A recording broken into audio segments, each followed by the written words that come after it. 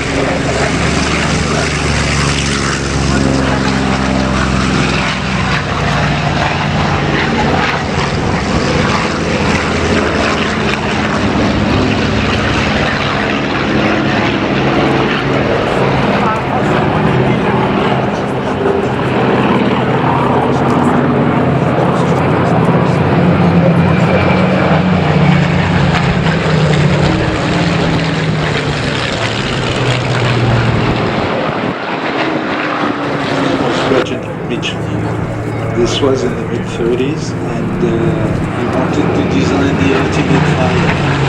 I think it was when he was sick and he had cancer. At the time, curing the type of cancer he had, this exquisite sense of design. There's probably more than that. It's a aircraft. You work before?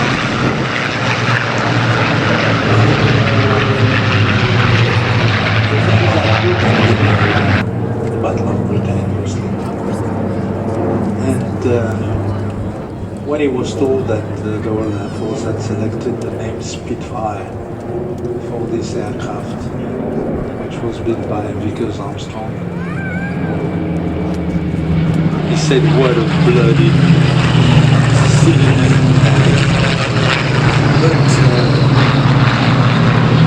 the thing is that this aircraft is and you see you land in without braking in 300 yards, you're stopped. It's just like a touring aircraft with 1,000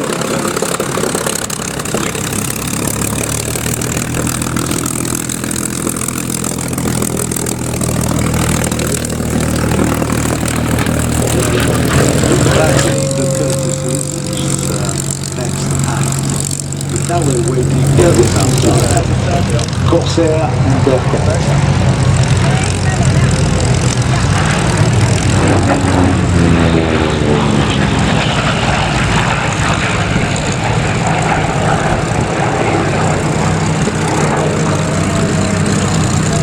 is a kind of a poet in the art of flying.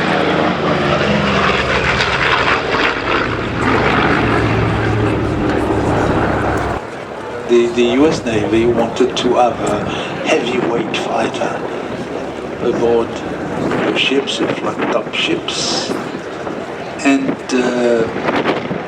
people on a small company named Transport designed the biggest engine available at the time in American, and which was a round engine, which was a radial engine. You just impact the deck. And so they designed the wings in this inverted W shape in order to shorten the landing gear legs and make them strong enough to withstand the impact. And a little recess to put your Zippo lighter and your pack of cigarettes. At the time, fighter pilots were not told that smoking is dangerous, and so they could smell. Yes.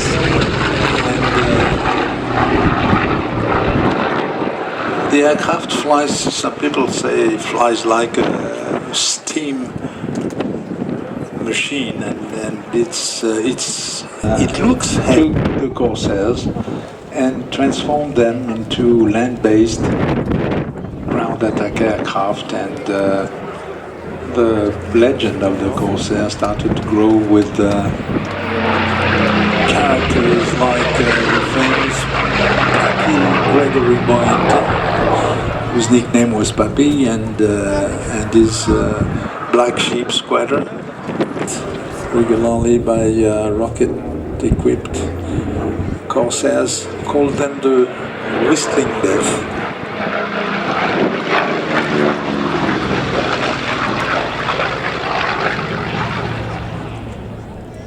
It was very fast. It was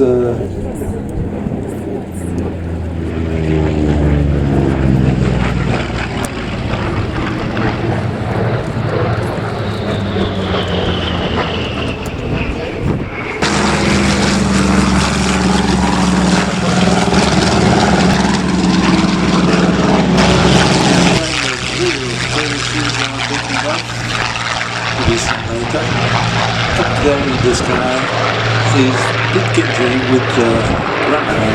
You have to send it to a pilot first. And this is the ultimate expression of fighter aircraft designed around a piston engine. After that came the era of the jet.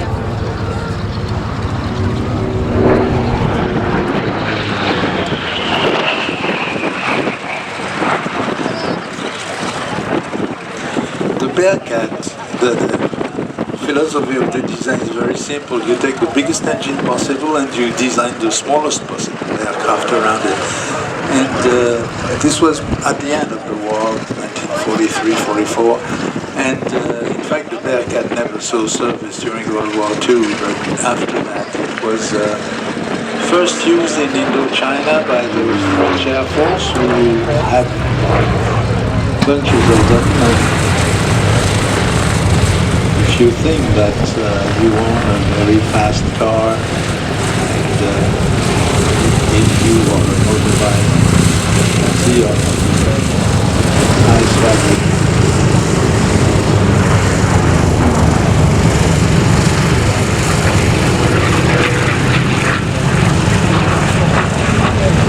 And then you can barrel roll it like that and flying as elegantly as possible. Like that.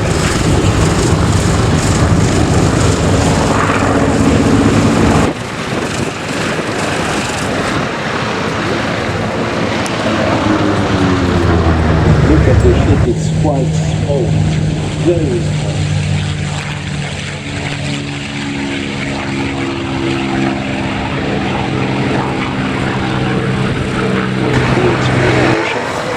Was a super aircraft, and that putting the big V12 in front was like bolting a grand piano and then destroying the P-40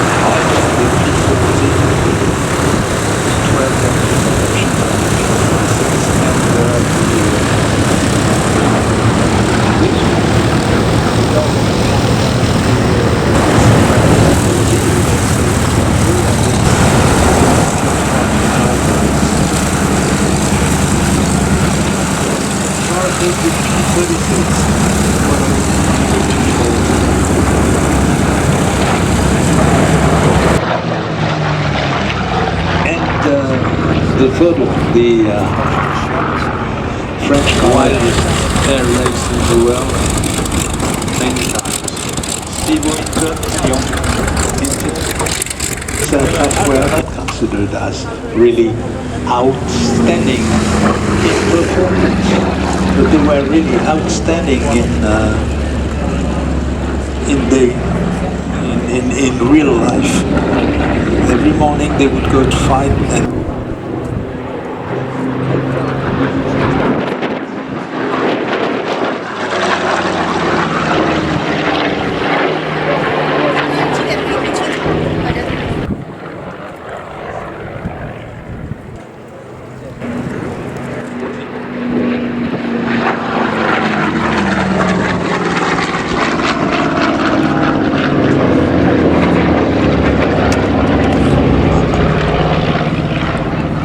people from legendary Douglas DC-3 and two BH-18, which are classically mentioned from Switzerland, is up there now.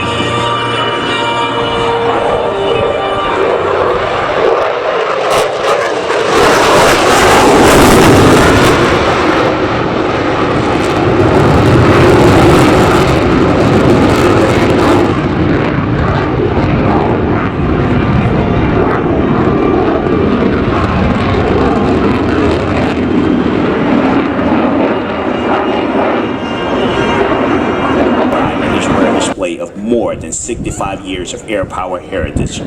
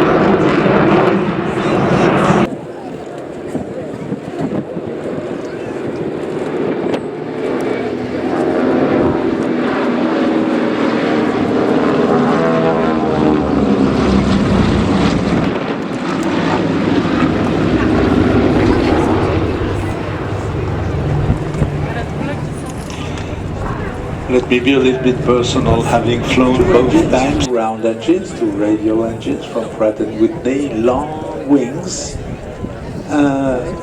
around the circular fuselage, housing up to 24 passengers in very reasonable comfort. The only thing compared to today is that, of course, it's not pressurized.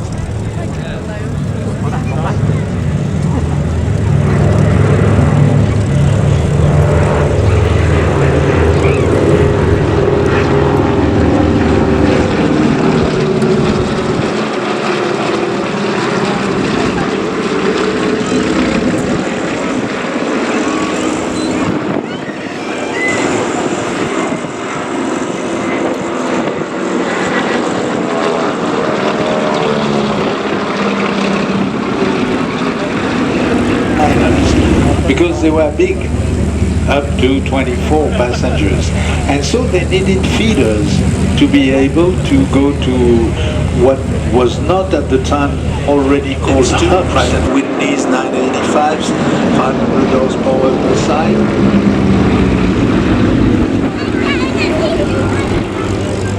And 8 seats in the cabin, and together the same type of crews were used on somewhere with 90,000 hours of flight time.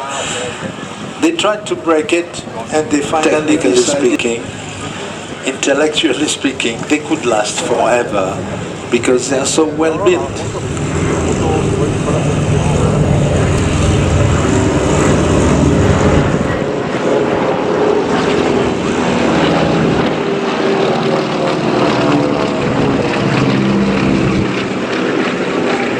The classic was an adventure.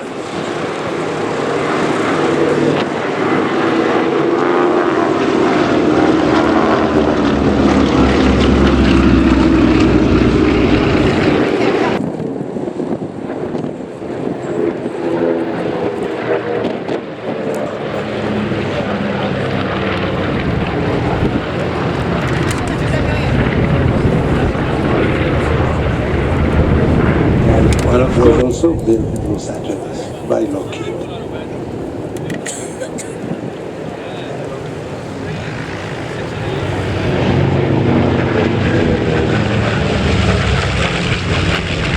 And in the end, it became a very good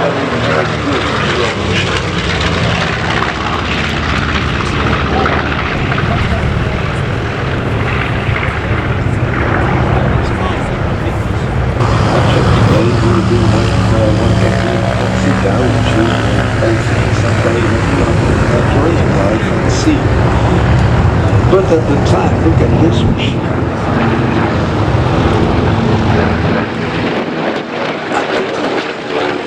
Gizonaccia was known because of its Gizonaccia Gare like rail station.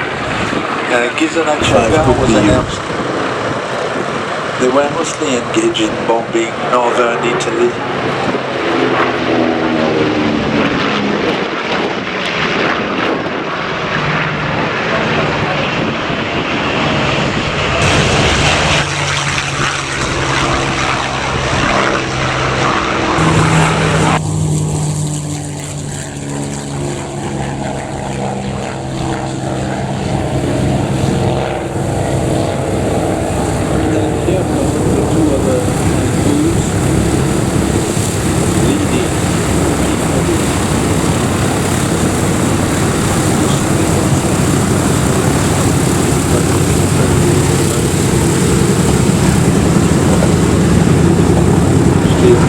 See the wind, which is a good thing for an aircraft designer.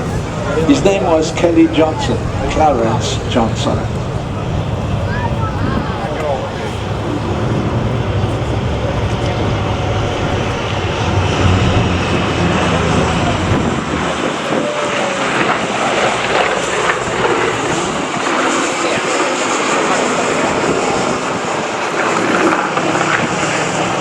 Look at that. Wow.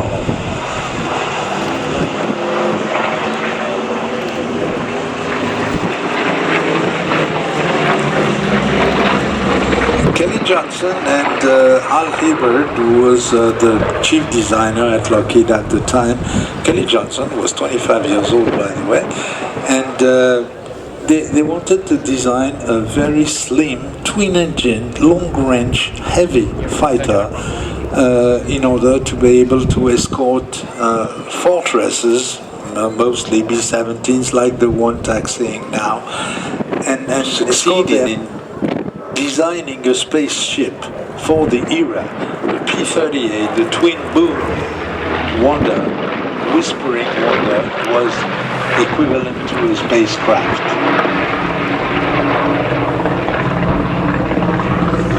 With two Allison engines, V12 engines, pressed there, and hence the superchargers, the turbos.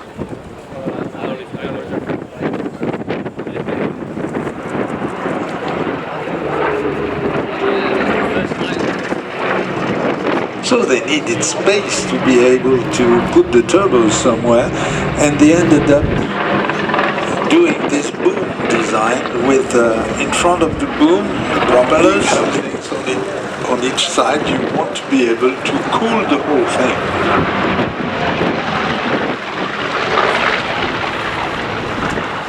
Logically, at the end of the booms, what do? You put the tail, the empennage, the twin tails, and the interesting thing, look at the P-38. The interesting thing is that before the P-38, to the inch, and their design, despite the fact that one of them is twin boom and the other now, their design is roughly the same. It's a demonstration in using good.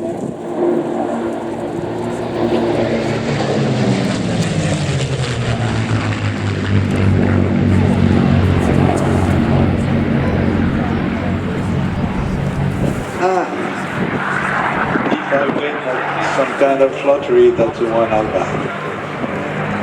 Strange machine. Designed by a German engineer who had fled Germany in the mid-30s. And then he wanted to make an aircraft flying very fast, and he went to see a Hungarian-born genius who was head of aerodynamics at the California Technology Institute, Herr von Karlmann.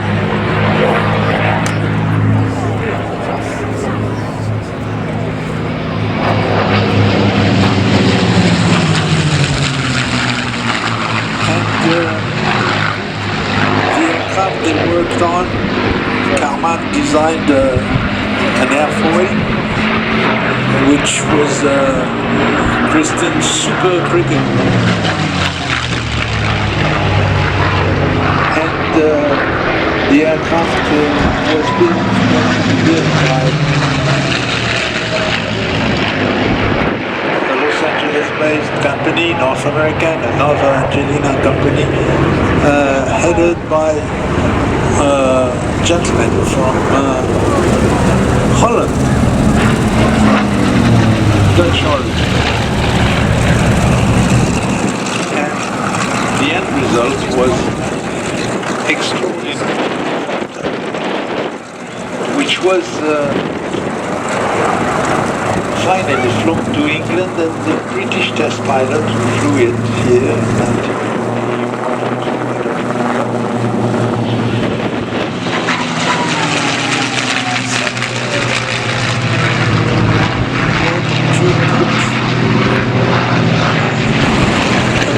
The Mustang, as it was nicknamed, its real name was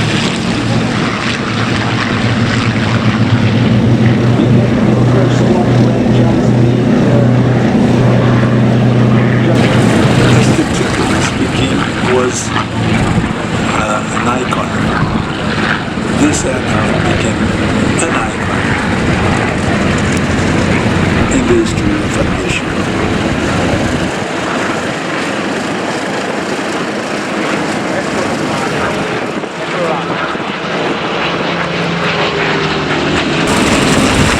The F-21s by now, the solar is the next. That's fantastic. And in a few minutes we'll have the descent from time of the about the famous owners of 51 like this one, where the judgment will be Los Angeles, north of Los Angeles, very high.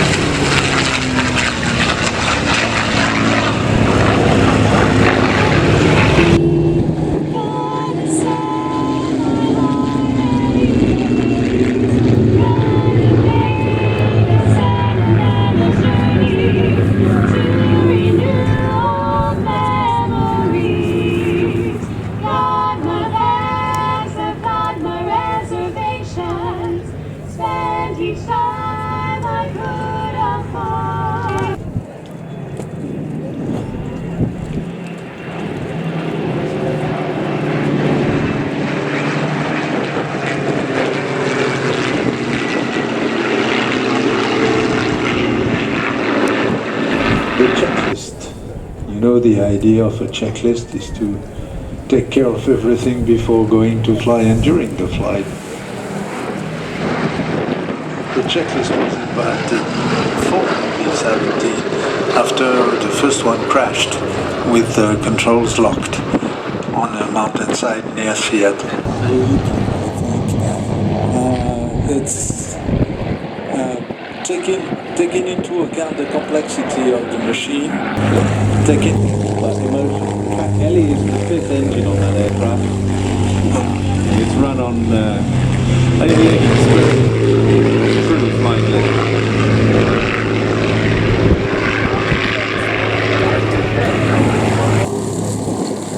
complicated to keep in the air. For instance, the holder like the one which flies in terms of military aviation.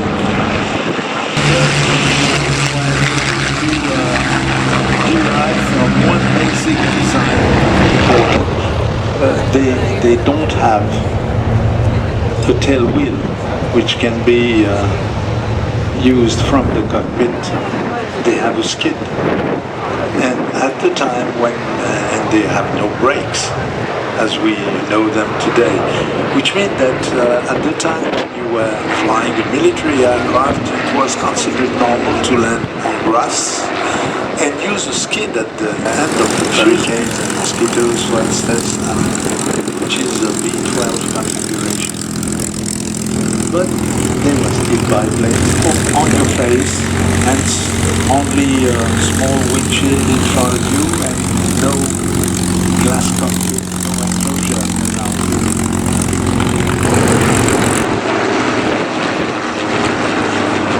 These engines were bolted to wooden propellers, fixed pitch propeller, which were two-bladed, which were very simple, but at the same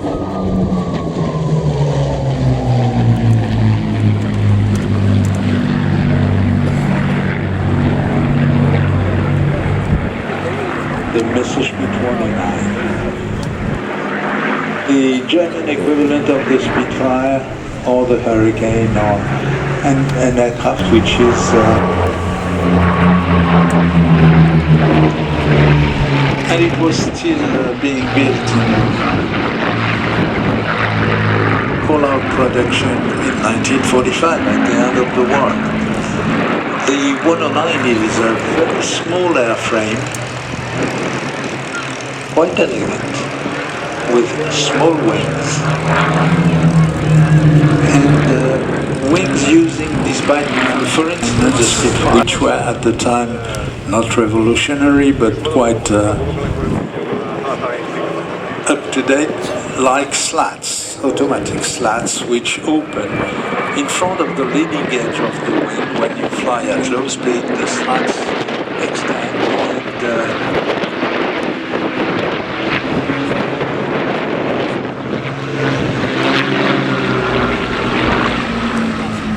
and they will direct the airflow on top of the wing and make it fly better. the same time, at the training day,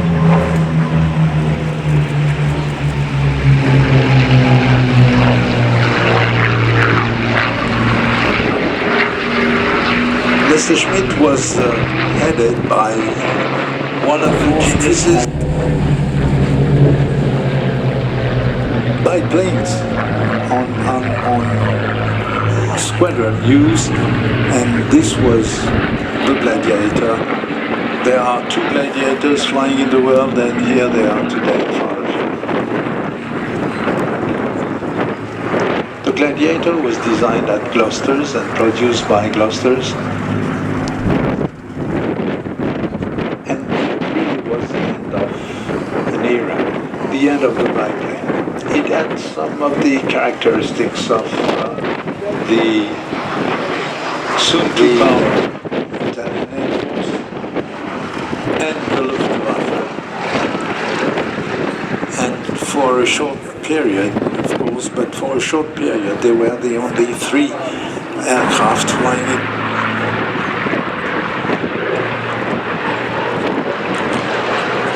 Mr. Schmidt in front of us are flown by Cliff Spink, John Romaine, and the Gladiators are flown by Nick Gray and Mr. Millenship. The Gladiator was entirely made at Bristol's, and even the engine at the time, some of the big aviation manufacturers were also engine manufacturers, and Bristol had developed a series of very interesting round engines, radial engines.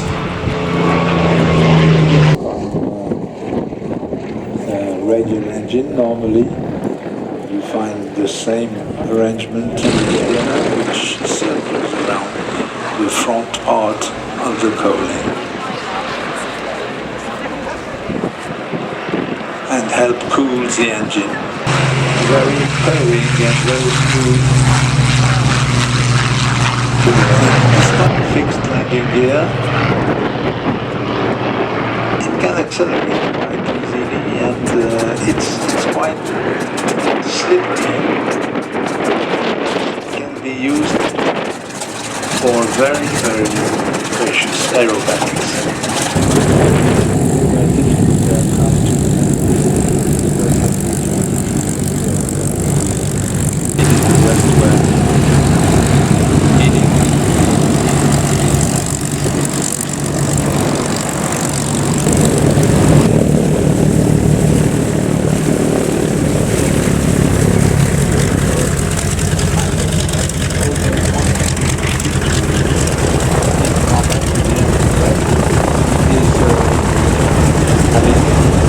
And he was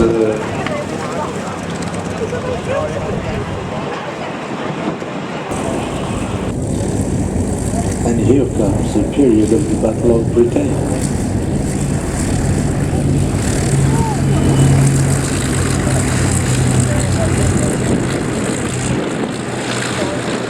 This was the standard Royal Air Force equipment in 1940. The Blenheim was, the Bristol Blenheim was a light bomber, twin engine, and is leading this accident in the desert, south of Egypt.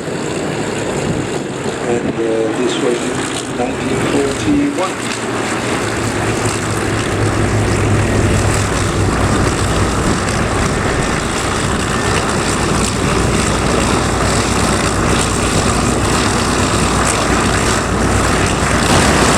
There was a period where creating went possible through everything before.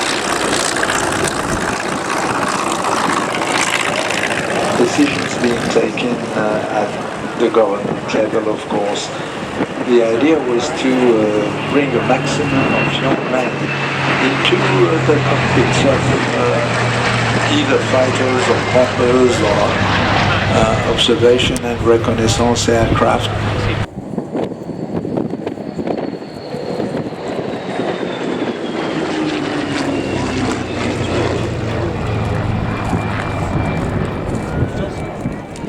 And the problem was to have enough pilots to be able to keep these aircraft flying. The follow-up pilots from Eastern Europe, Polish pilots, Czechs, joined the Royal Air Force in either being mixed with standard squadrons or within specialized squadrons with one nationality. Mr. Proudfoot, here he comes.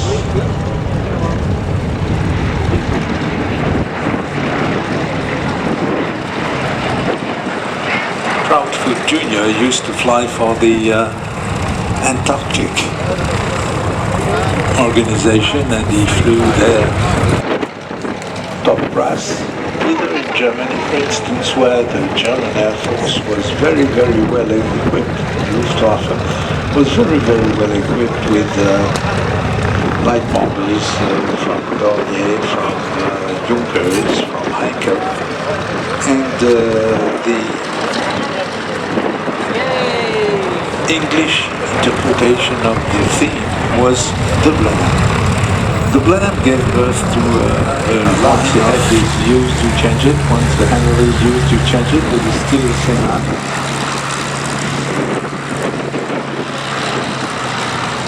And it gives it a strange nose with the flat windows. And the strange sound, well, very muffled sound of these Mercury engines.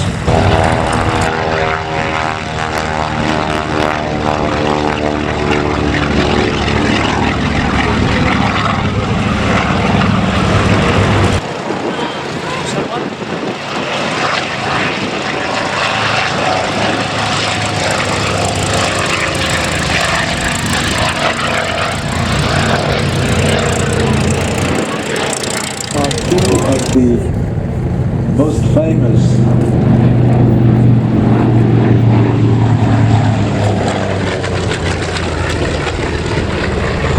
carrier-borne combat machines of the time. One is a fighter, it's the one pulling up with the white seat, was called the White Cat. There is a tradition, there was a tradition to give names with a cat. The other one is a torpedo bomber, which was absolutely loved by the Here comes the Wildcat at very high speed.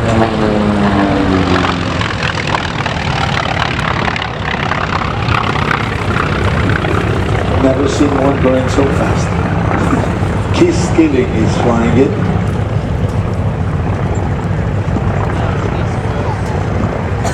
It's very nice little fighter, very dry.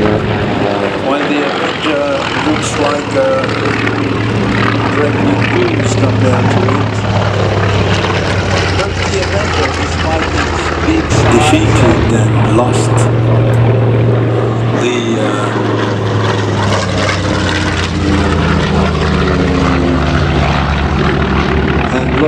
lost its the armistice in June 1940, and the French Wildcats were taken over by the Royal Navy, and they repainted them and used them, and among the great twin engine aircraft, a Mosquito,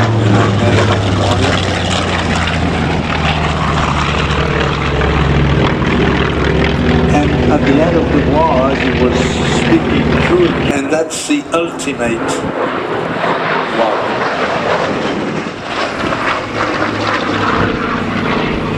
This is the top of the line, the ultimate piston fighter in history.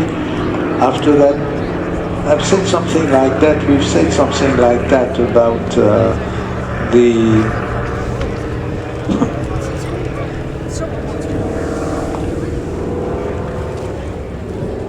if you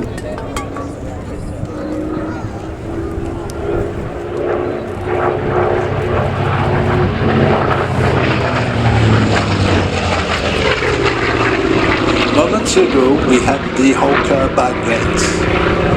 And this is the end of the line in terms of propeller. It's flown by Richard Grace and not Nick, as I said mistakenly a few moments ago. And the Sea Fury was the last fighter made in this country to be propelled across the sky by a propeller and not by a jet engine. Otherwise, this is absolutely a perfect aircraft in terms of aerodynamics and controllability and balance. Some say it's been like a Bentley of the skies, or maybe an Aston Martin.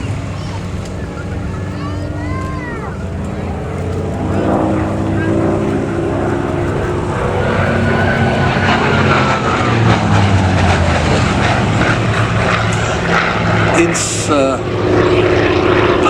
by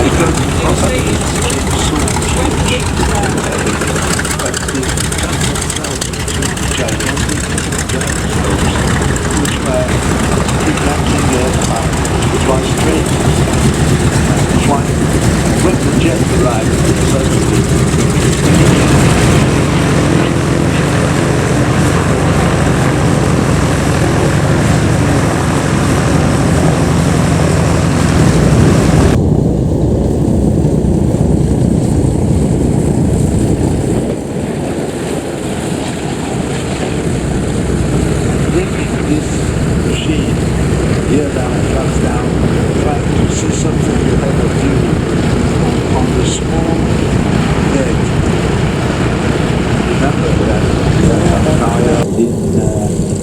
restriction. They were not trained saying, look out, you are going to hurt yourself. They were trained in the opposite. They were trained in saying, fly and try it, go and have a look at it, explore. And was designed by a team German engineer and Swede.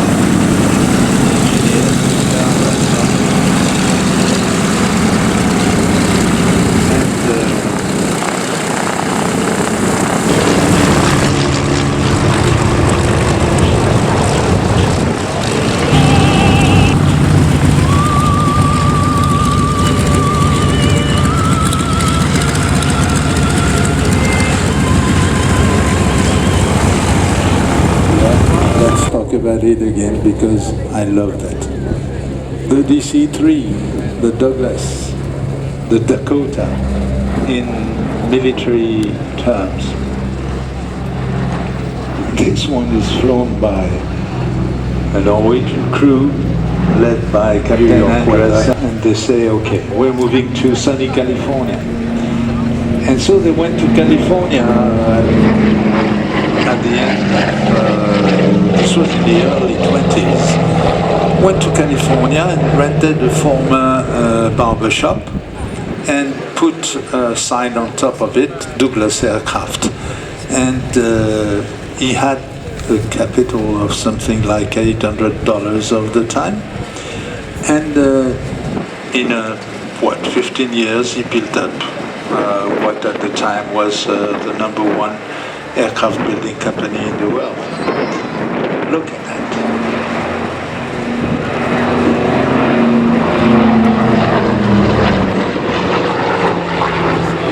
Be established as the best transport aircraft in the world by the end of the 30s, and then the High Command in America decided that with a big, huge cargo door at the end of the aircraft, this would make a perfect truck of the skies. And Douglas built thousands of DC-3s, painted green of course, and they flew everywhere in the Himalayas, in the Far East theater. After the war, these military aircraft were abandoned because They were useless in military terms. And as I've said before, pertaining to the hundreds of aircraft, and they choose a number of them, 12 of them, and they had a voucher from the US Embassy in Paris for 12 DC-3s, well, C-47s, like they were called. And they choose the man in charge. They came and say, where is our sound?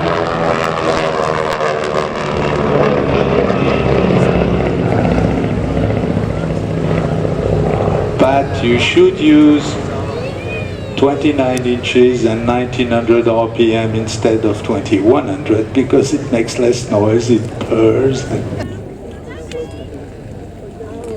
Slow pass with an Electra is 100 mph, gear down, flaps down.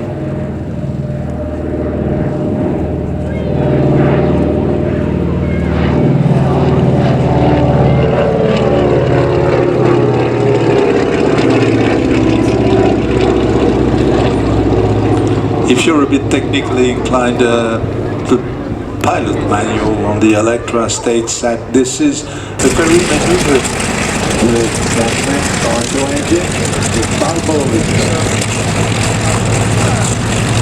Demonstrate that Italy was the least powerful and capable aviation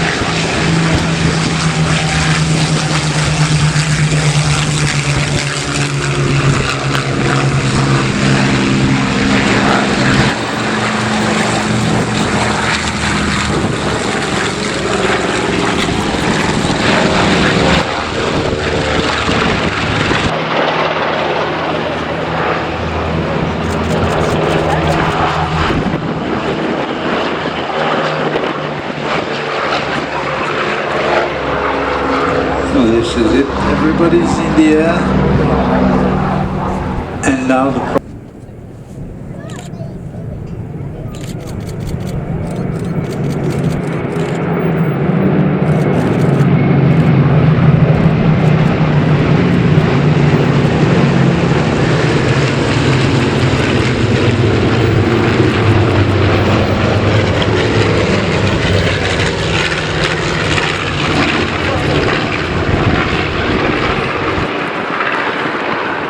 first to break element after element on the air.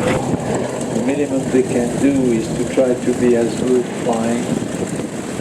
at flying than their engineers are at maintaining their ships well-being and safety.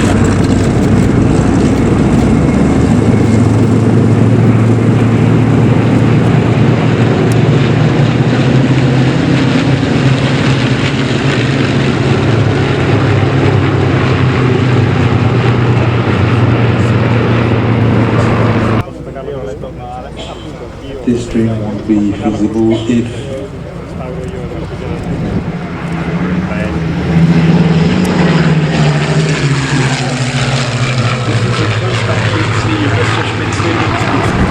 another Messerschmitt leading to the speed bump.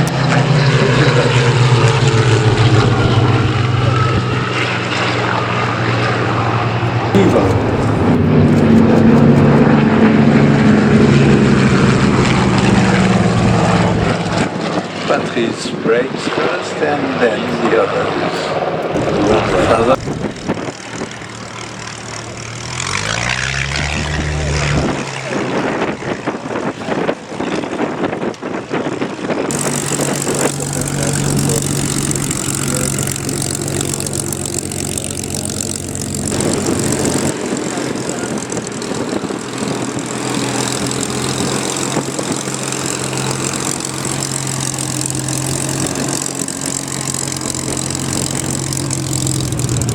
The first half of the Balbo.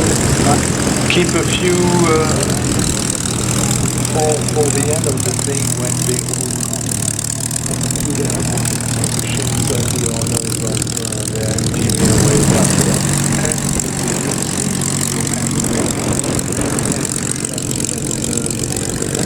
Part of the Balbo with the two Corsairs, the Bearcat.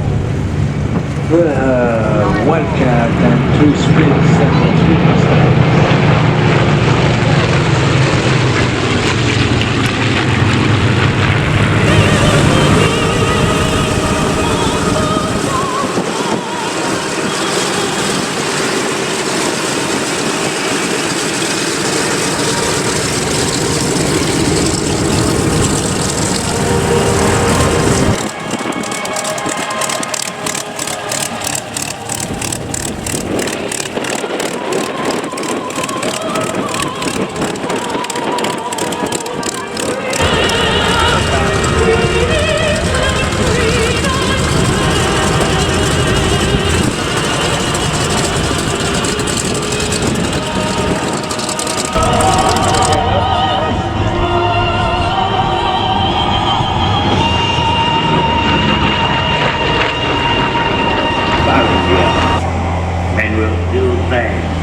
This was their fighting hour.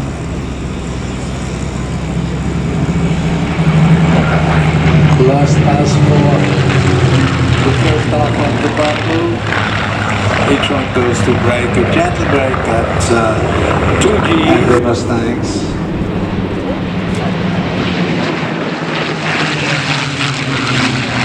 The privilege of being the last one to fly will be given to Fred Akari with the